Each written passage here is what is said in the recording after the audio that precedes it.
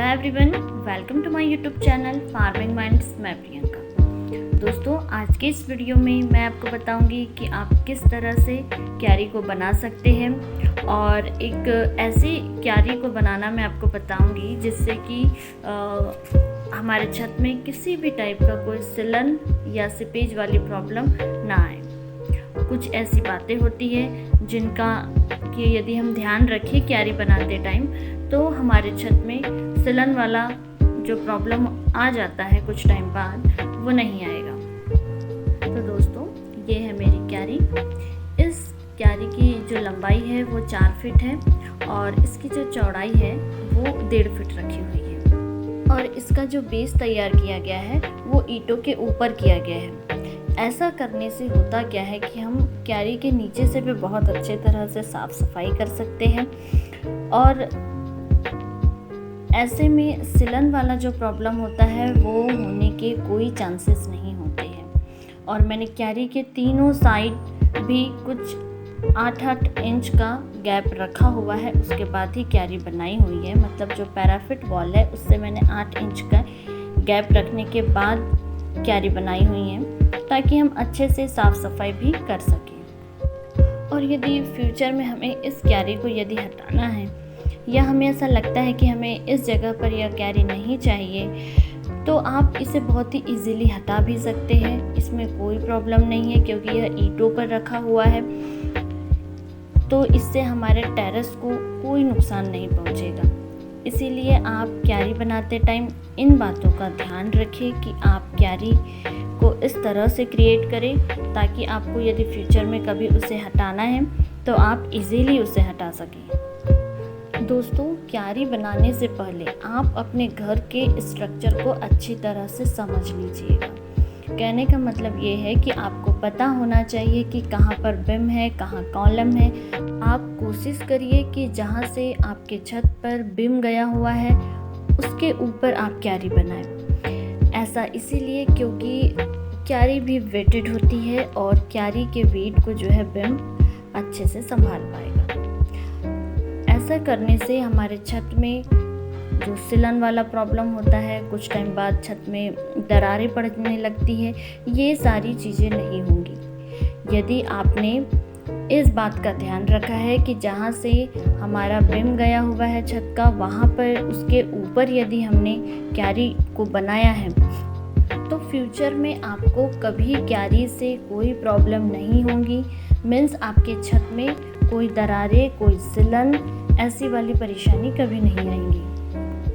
और ये क्यारी लो बजट में बनकर तैयार हो गई है। जो घर के कंस्ट्रक्शन से ही जो मटेरियल बचा हुआ था उसी का यूज़ करके हमने इस क्यारी को बनाया हुआ है। क्यारी के बेस में मैंने सफ़ेद कलर का जो पत्थर होता है उसे लगाया हुआ है। यदि आपके पास ये ना हो तो आप सीमेंट रेत का मिक्सचर तैयार करके उससे भी आप इसका बेस तैयार कर सकते हैं, या आपके पास कुछ टाइल के टुकड़े हो तो आप उन्हें भी ज्वाइन करके इसका बेस तैयार कर सकते हैं। एक्चुअली ये हमारे घर के कंस्ट्रक्शन से जो बचा हुआ मटेरियल था उससे ये बड़े बड़े मुझे 2 साइज़ के ये पत्थर मिल गए थे, तो इसी को मैंने ज्वाइंट करके यहाँ पर बनाया हुआ है इसका बेस। और मैंने यहाँ पर एक पाइप लगाया हुआ है ताकि जो भी एक्स्ट्रा वाटर रहे वो इससे बाहर निकल जाए। आप चाहो तो इसमें एक परमानेंट होल भी कर सकते हैं। पाइप को हम किसी नेट से कवर कर देंगे ताकि सिर्फ वाटर ही एग्जिट हो सके, कोई और चीज़ उसमें जाकर फंसे ना। और यदि आपके पास यह मटेरियल ना हो तो आप जहाँ भी कहीं यदि कंस्ट्रक्शन का काम चल रहा हो वहाँ से भी आप टाइल के टुकड़े ले सकते हैं। बहुत सारा मटेरियल ऐसा वेस्ट होता है। और दोस्तों, मैंने भी डायरेक्ट फ्लोर से टच होने वाली क्यारी जो है कई बार बनाई हुई है, बट उसमें उतना सक्सेस मैं नहीं हुई हूँ, क्योंकि उसमें सिलन का प्रॉब्लम हो ही जाता है कुछ टाइम के बाद। इसलिए आप इस टाइप से क्यारी को बनाएं और उसके बाद अपने एक्सपीरियंस हमारे साथ ज़रूर शेयर करिए। तो चलिए अब मैं आपको बताऊंगी कि हमें क्यारी को भरना किस तरह से चाहिए होता है। देखिए, जब भी आप क्यारी को भरें तो कुछ चीज़ें आप उसमें ज़रूर डालें। तो चलिए अब मैं आपको बताती हूँ कि हमें कौन कौन सी ऐसी चीज़ें क्यारी भरते टाइम चाहिए होंगी। तो देखिए, सबसे पहले हम यहाँ पर देखते हैं कुछ सूखे पत्ते। आप किसी गार्डन से सूखे पत्ते कलेक्ट कर लीजिए। और किचन वेस्ट भी बहुत ज़्यादा ज़रूरी हो जाता है क्योंकि इसमें सारे टाइप के न्यूट्रिएंट्स रहते हैं। आप किचन वेस्ट से कुछ जो छिलके होते हैं आप उन्हें सुखा लीजिए, उसका यूज़ कर लीजिए। और मिट्टी एकदम ड्राई होनी चाहिए। और सैंड, रेत आप ज़रूर से इंक्लूड करिए। और जो भी आपके पास फिर कंपोस्ट हो वो आप कंपोस्ट डाल सकते हो। मेरे पास यहाँ पर वर्मी कंपोस्ट, गोबर की खाद दोनों हैं, तो मैं दोनों ही चीज़ें इसमें ऐड करूँगी।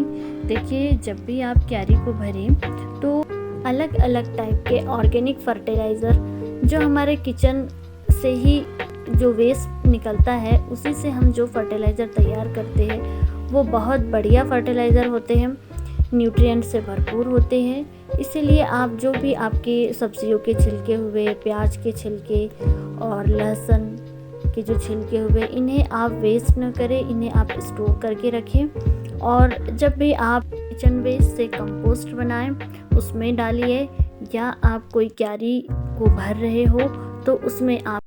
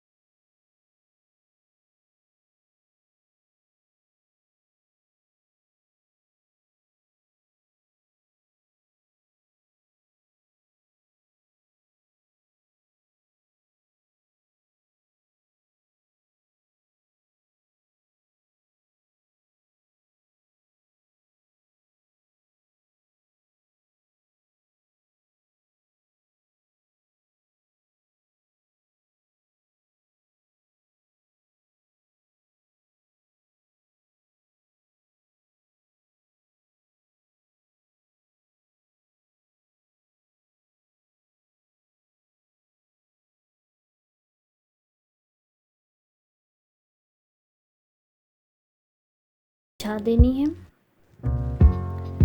एक मोटा लेयर डालकर आपको तैयार करना है।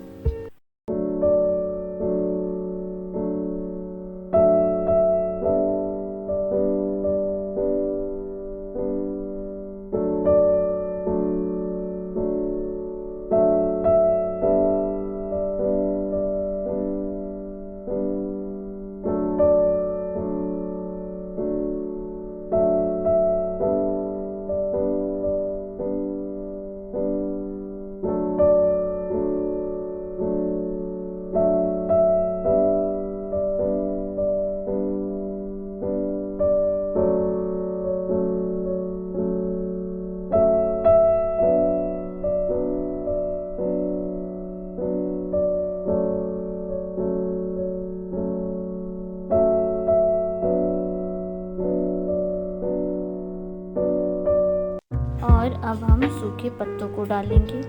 सूखे पत्तों की जो है 10 से 15 दिनों में ही बहुत बढ़िया कंपोस्ट बनकर तैयार हो जाती है। इसलिए आप कोशिश करिए कि सूखे पत्ते आप ज़रूर ऐड करें। और यदि अधिक क्वांटिटी में हो तो और भी ज़्यादा अच्छा होगा। आप अपने गार्डन से जो सूखे पत्ते निकलते हैं आप उसे भी कलेक्ट करके रख सकते हैं।